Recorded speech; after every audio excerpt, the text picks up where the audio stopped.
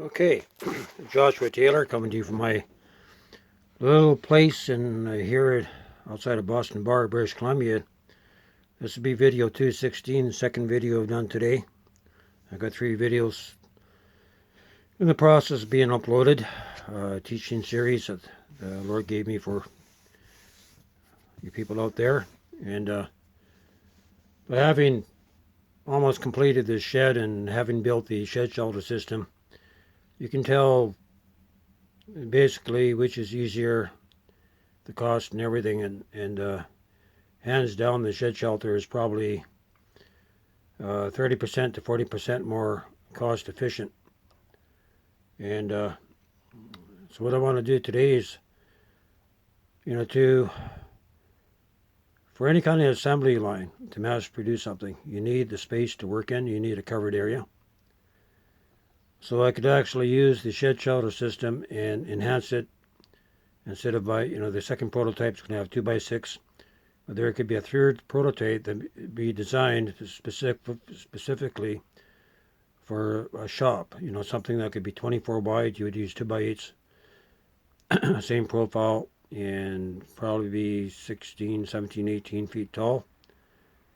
Give you lots of loft area, and on one end. But you could actually make it 24 by 48. It wouldn't take much to do that.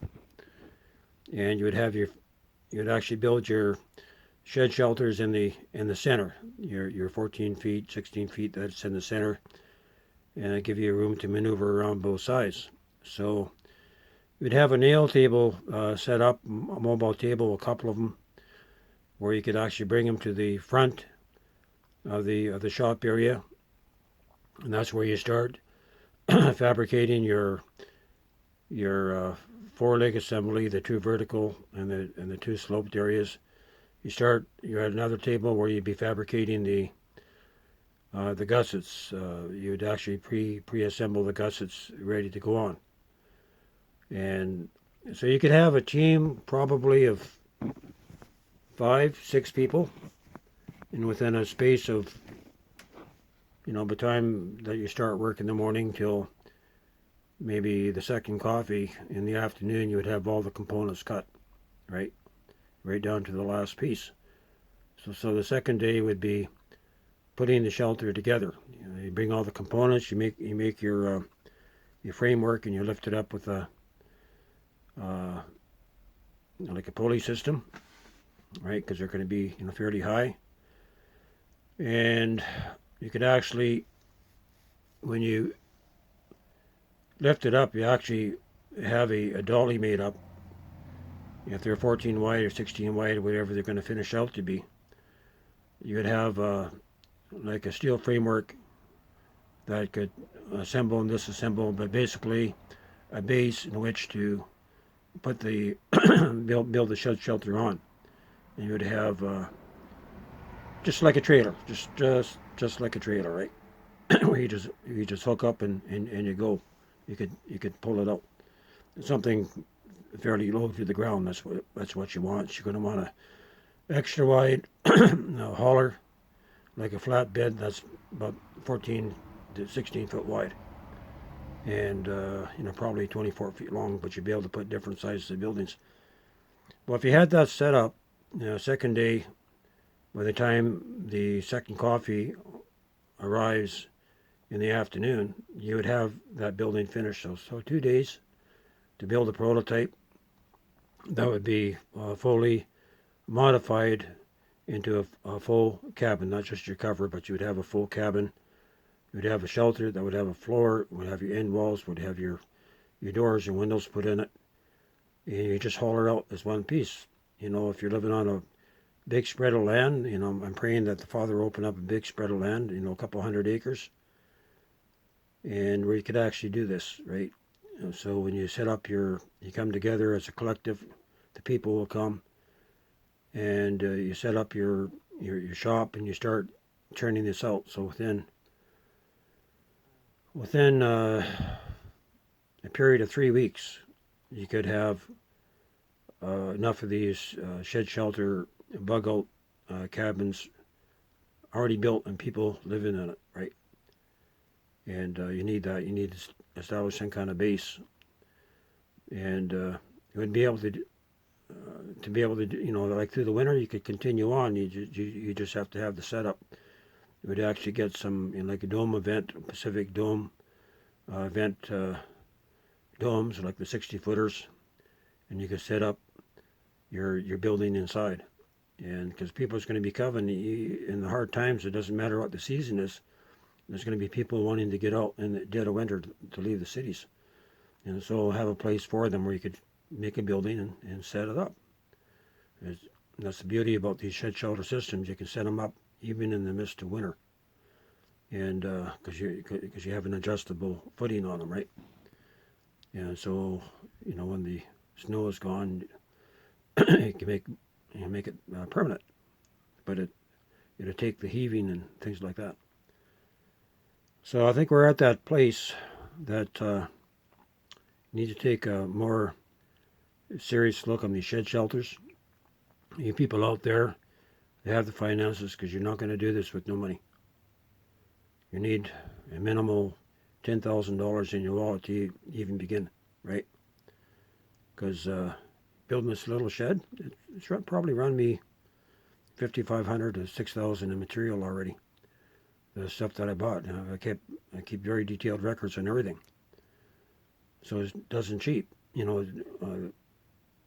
It's still expensive. So these shed shelters all finished out, probably going to run, just guessing, $12,000 for the material, plus your labor. But you have something that would go for a high dollar. If you're going to make it for profit, you can generate probably $5,000 a day turning these out. But that's not the goal. I'm not doing it for profit, doing it to maybe take people off the street, bring people in off from the street, train them, raise them up in the admonition of the Lord. To have a community like that, a real community, full-time community. And as far as I know, there's none in BC except for the 12 tribes, right? And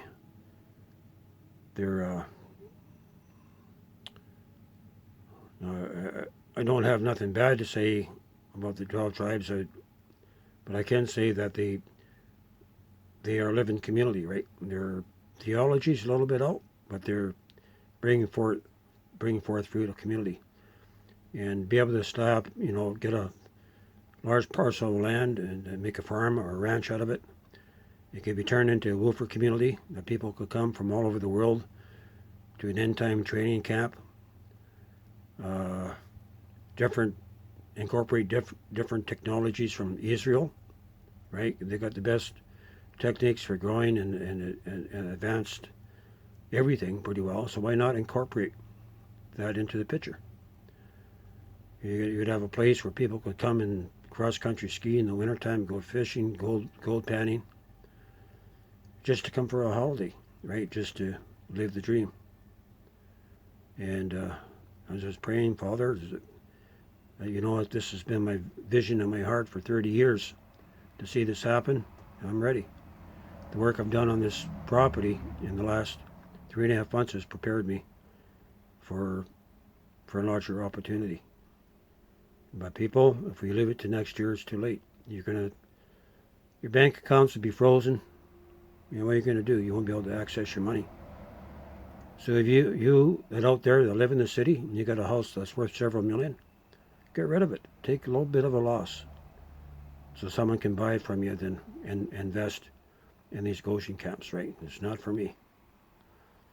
Revelations 12:5 speaks about the time where God's going to raise up a male child or a man child and into heavenly places. That means a spirit mind. There can be those that be walking in, not only walking in the natural, these natural bodies, but they'll be in full communication in the spirit with the Father, even as Jesus was during his earthly ministry. And it's time for these to go up, to establish these centers of light, because that's what they are. It's not just a place a habitat to be away from destruction. It's a place where God can be glorified in the people. And it would take a headship ministry, those who are walking in the Spirit, to do it, because you can't do this in the flesh. That's what it means, right? To come into the mind of the Spirit. Then you can carry out the Father's will. So I'm praying that, Father, maybe it's in my heart. He's put it in my heart and waiting His time. So for you intercessors out there, I would like for you to take this before the Lord, because I don't want to make any move in my own strength. But if it is to be, then, like I'm saying, my time here is coming to an end, that God's going to open up another door. And it would have to be in season, where you have the time to get ready for the winter, this coming winter, right? By a span of 6, 7, 8, 9, 10 weeks, yeah, it can be done using these shed shelter systems. Easy as that. If you had I could easily spend $100,000 a week, or every 2 weeks. Every month, $250,000, you could easily purchase the stuff that you need and implement it on the land, right? Money should not be an issue, not in the times you're coming in. So the Lord's saying to you in the city, it's time to sell out or lose it. If you wait too long, you will leave your refuge. You will lose your refuge in the city, except for those who God has called this day to be a witness. As for the rest of you, big trouble's coming. And this is where the transfer of wealth is going to be generated from, right? And it's going to be placed, according to Psalms, God's going to place it in the hands of the righteous, because they're going to not use it on themselves. They're going to use it for the kingdom, for souls. I would like to have a place where Sadhu Sundar Selvaraj has a place to come to teach the kids, or Terry Bennett, or fly Augusto Perez up for a weekend, so he could have a place to minister. This is the vision that God's put in my heart. So, it's time to pull the plug.